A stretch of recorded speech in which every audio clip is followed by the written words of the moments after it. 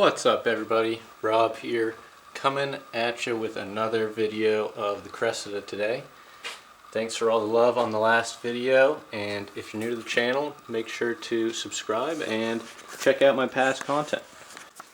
Today we've got the Cressida. I was holding off on working on it to see if I could clean it before, but it's been snowing an awful lot out here. It's been cold and just hasn't worked out. So she's going up on stands and who knows when she'll come off. So I'm diving in, I'm getting all new fluids, I've got all new belts, they're all worn, nice and have no tension at all really, it's squealing, and so here really comes the teardown of at least the easy things on the engine.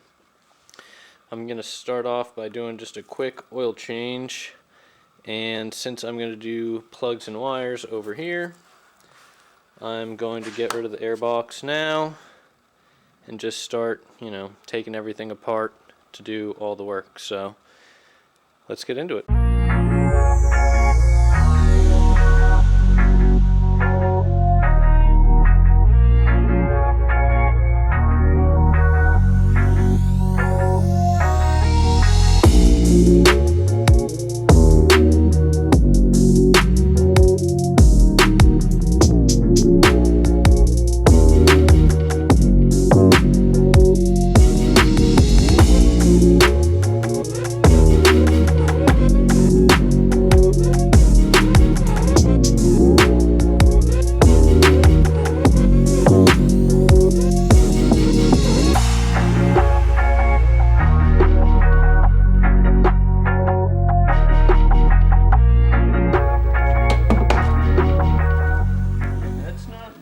Shaky at all. You like to see that.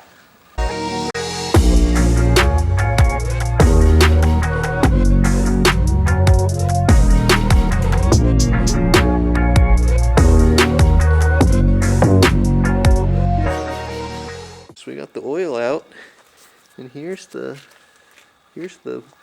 crush washer, as they may call it. Not much crush about it.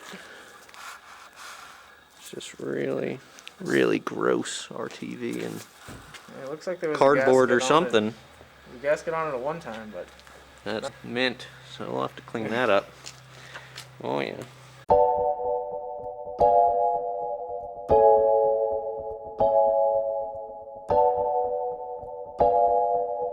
Spot is focused. Dave over here getting down and dirty with these front brakes. you know it. The dirt is falling all over the place. Even in the back, it started to fall. Just dirt, rust, grime everywhere.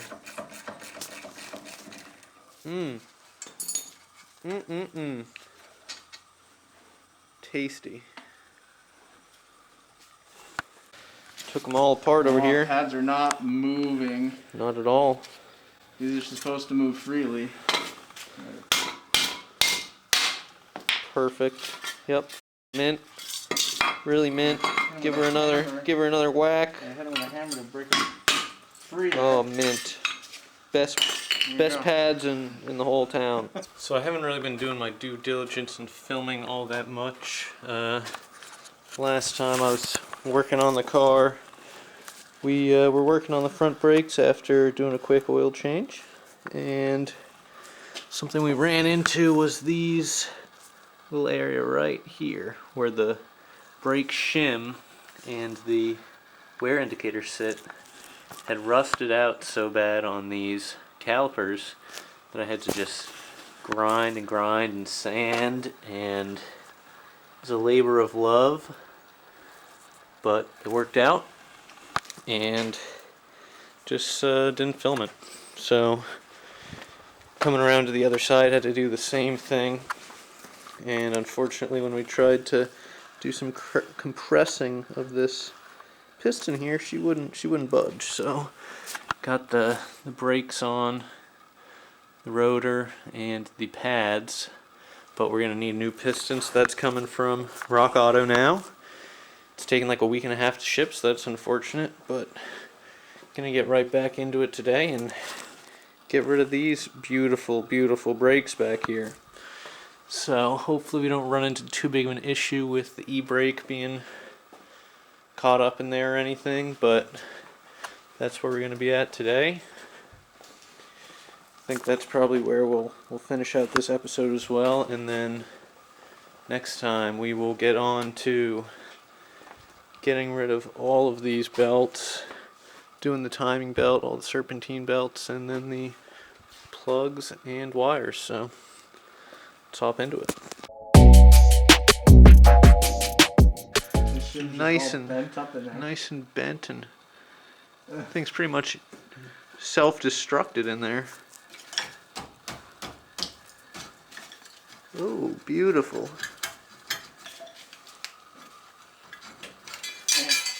Alright, look at that.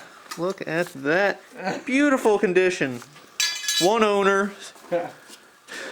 Never abused. Never abused. Not once. Just left to sit. That in itself is abuse. Let's see if this piston's go back in now.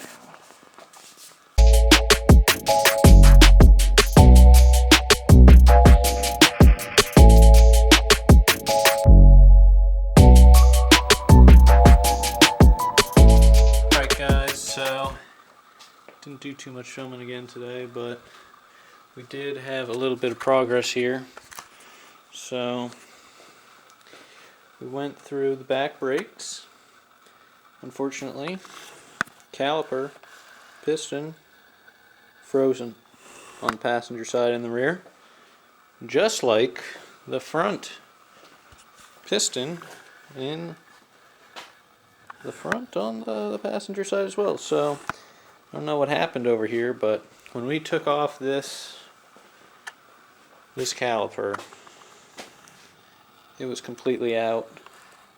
There was one brake pad, just one, sitting in the bracket, and we found the other brake pad back in here. So we assume that it shot the brake pad out and then just got stuck open, but luckily, the driver's side is all good, so I can go out and drive it and be fine, but the passengers won't be so fine.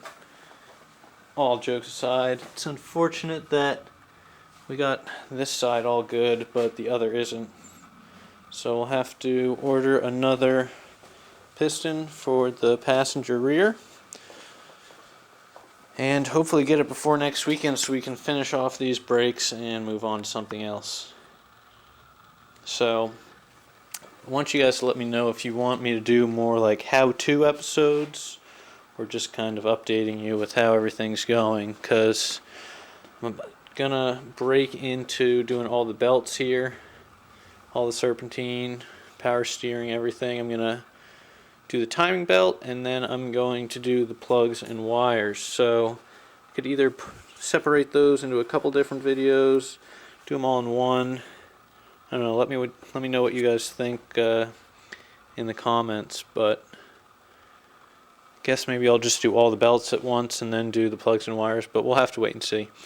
I need to clean out this little valley a little better so I don't get any dirt and grime down into the engine when I pull those out. So I've got a lot to do still, but I'm excited that soon it'll be able to stop, because when I got it, it did not do a great job. So slowly but surely getting there, and yeah, we're shaving quite a few pounds. Every time you whack it or anything, just tons of rust falls off. So we're on our way to 4,200 pounds. That's the goal. And yeah, she's still very dirty, and I would love to get her cleaned up, but the weather just has not been acting right, and now she's going to be up on the stands for a while. Since I started working on it, it's going to be a while. So yeah, nothing too big, but I am still looking for a W58, so if you have one, if you know someone who has one in the Northeast, let me know. I'm looking for one to scoop, so yeah, I guess that's where we'll leave the video off for today, and I'll catch you in the next one. Thanks for tuning in. Peace.